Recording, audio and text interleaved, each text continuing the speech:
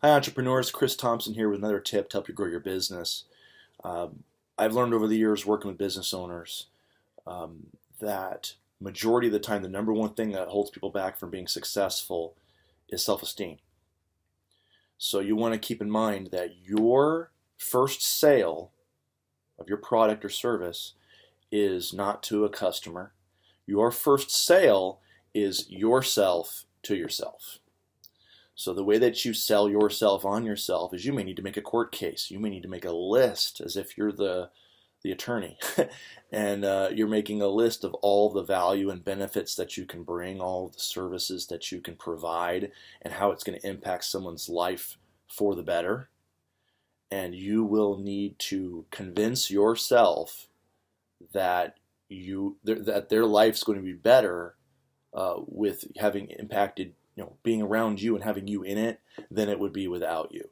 So don't slide around that. Your first sale is yourself to yourself. If you haven't sold yourself on yourself and you don't have the self-esteem thing going on, people are going to pick up on that, and eventually it's going to, one, make them feel uncertain, or two, what it'll do is it will a lot of times cause them to think, well, if she doesn't value herself or he doesn't value himself, then they're probably right. So really important thing to do, take the steps to sell yourself on yourself.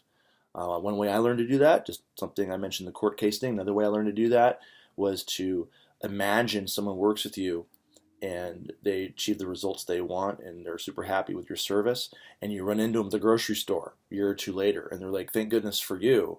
This is what you did for me. I was so happy I came across you. Visualize that. Even if you don't have any testimonials or people that are happy with your products and services yet, visualize those.